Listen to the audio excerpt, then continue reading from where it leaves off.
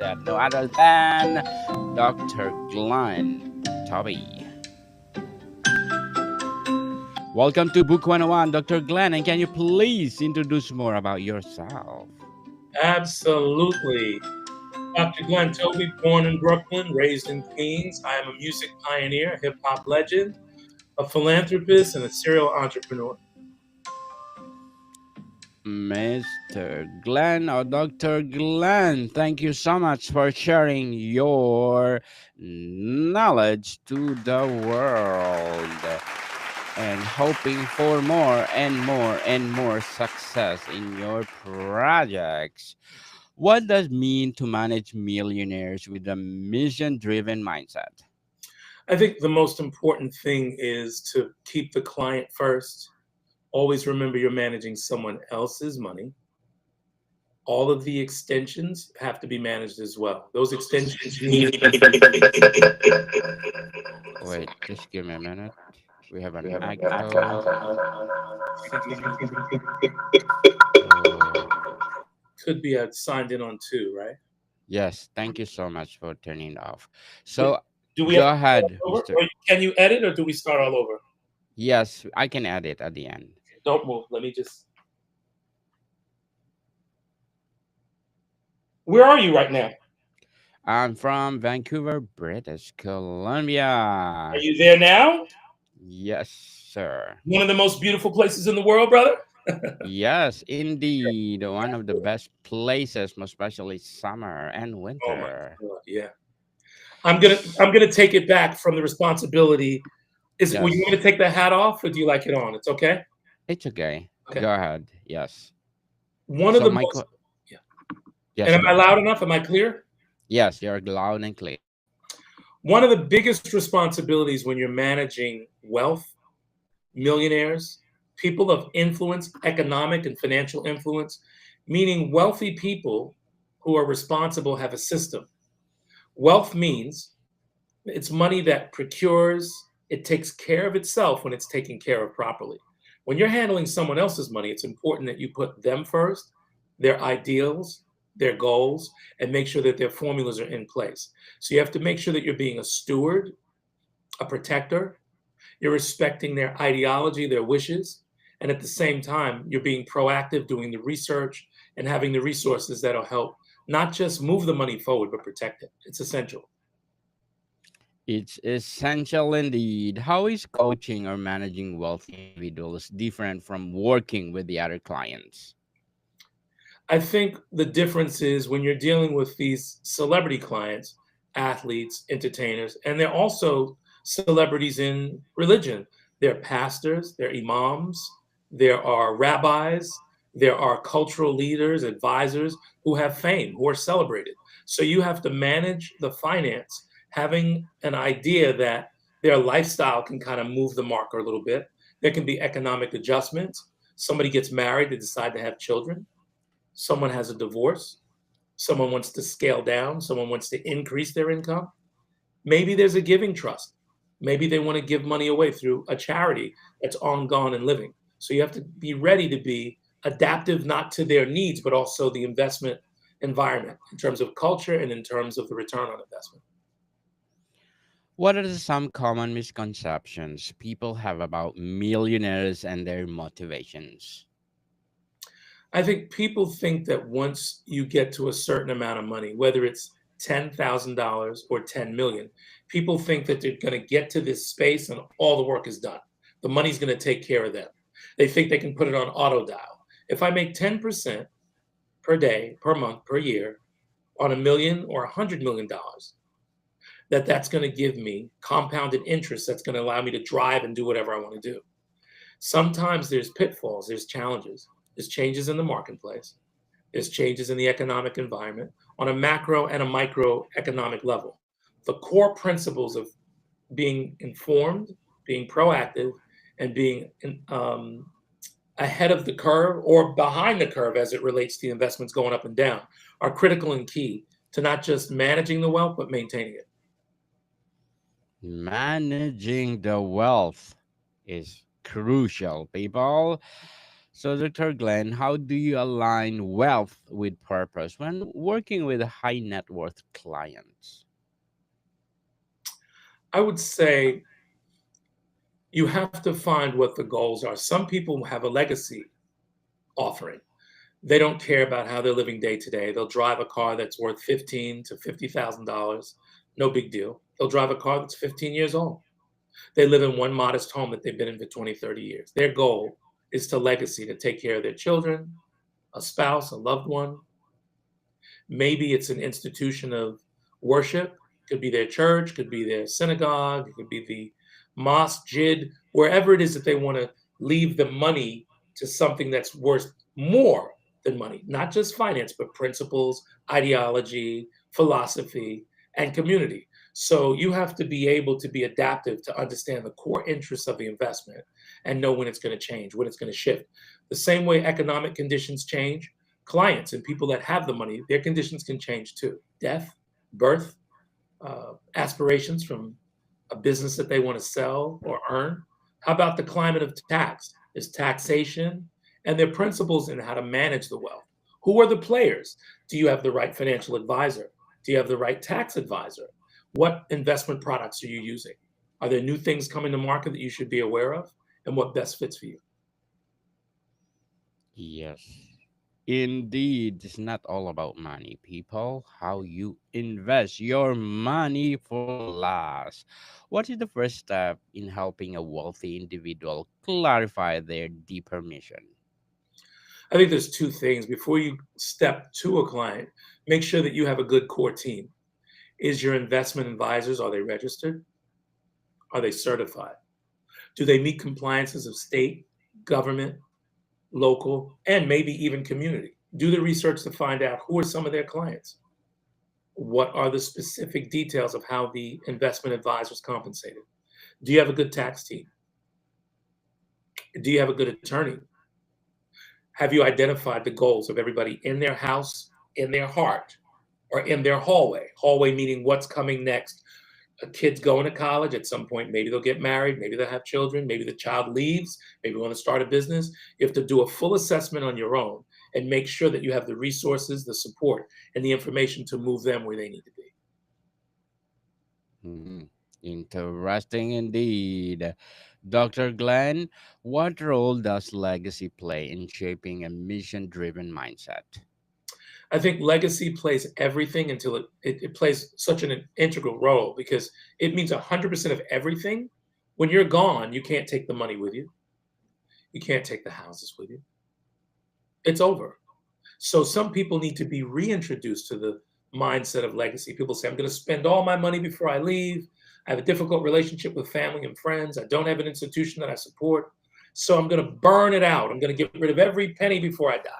And then you can say to them, well, there could be something that you have a passion for. Is it an organization that's civic? Is it spiritual? Are there other relatives? Is there a friend? Is there a caretaker you want to care for? So we have to explain what the true meaning of legacy is. So you either have a complete legacy, you either have a half legacy that you're continuing to build, or you have no legacy at all. No plans, no purpose, no direction, no platform. So you have to identify that going in so that the person you're trying to serve and protect and guide has enough information that they can, do what they need to do. What are the some internal or emotional struggles millionaires often face that people might not expect? I think a lot of people that have wealth, they have a lot of challenges. Loved ones who have great ideas, who are deserving of loans or gifts or partnerships or investment. And generally, it's very difficult for the person that has all the resources to say no. Learning how to say no in a healthy and effective way is very important. More specifically, the greatest thing you can do, listen, it's the rule of thumb. Don't borrow, don't loan, don't lend. Not from family, not from friend. Give a gift if you can give it swift. If it doesn't make sense, put it in washer and let it rinse. That's what I could say. And I try to convince when people ask you for a lot of money, put up a fence. Make sure it makes sense. Very well said, Dr. Glenn. Beautifully articulated. I like the way you say it. How important is philanthropy or social impact in your coaching approach? I try to explain to people, if you want to master living, you have to master giving. I'm a master giver, and through my foundation, the Bookmate Foundation, that's approaching 30 years. It's a foundation that we help the lost, the lonely, and the forgotten. It's education based, 501c here, and we service people, providing them resources, providing them with pathways and solutions so that they're able to build themselves and do better. I think for me, if you have done all the good that you've done while you're alive, if you find a good team, somebody that you have trust and hope and faith with, if there's an organization that has shown merit and purpose and efficacy and historicals of being a good liver, the things you can't do in your life. I'm saying to each of you now who don't really and haven't identified a source to give to, find someone, because whatever you haven't done in your living life, you can do in your giving life after you're here. Indeed, on Book 101 Review, we have a foundation helping less fortunate children all over the world. How to navigate ego and influence when working with high profile clients. Well, the key is you may not be able to manage it. You can ignore it or move around it. There's several books you can get. If you have good emotional intelligence, you won't be baited into issues that don't have merit. If you don't have triggers, if you're not put in situations that have nothing to do with you, got to stay on mission. And you can just readdress and rebuff and say, hey, I know you're upset with me today. I know that these are some of your goals. My goal is to protect you. I just need to inform you that I'm not on mission. We're not on focus right now, but I want to do what makes you happy. How do you guide your clients to use their wealth as a tool for transformation and personally and globally? I ask them to design a plan. Take a look at the deficits in your life. Are you struggling with paying taxes? Are you not getting a big enough return on your money? Are your assets compromised? How are you going to come out of that plan? If that's the case, securitize, protect, hold everything that you can dear to you, put it to the side, and start back. Get back to basics and look at the core principles of what's important, which is strategic planning, asset protection, a good savings and investment plan so that you can increase those investments, and then a legacy plan, whether that's paying taxes to somebody else or equitably spending all the money. If that's what you want to do, you don't want to give it away. You want to make sure that you have enough money to live on at some point in case there's a change in time and life or condition. Dr. Glenn, as a philanthropist or a successful entrepreneur, what will be your short term and long term goals? My short term goal is to be able to service my clients with integrity and transparency and be able to move their dreams into a reality. My long term goal is to die greater than I lived, meaning the things that I do from the day I was born until I die, that they're balanced out to be purpose filled, to be measured, to have a definition that is not just self serving, but brings the world commodity and hopefully my God pleases the Most High as well. And then in all that work, I pray that my work allows it to last me with favor, that some of the ideas, experiences, or things I've created or experienced are left behind for somebody else. Good luck to your goals, Dr. Glenn. And what advice would you give to a new coaches wanting to work with a high net worth, purpose driven clients? Well, if you're managing other people's money, people, educate yourselves.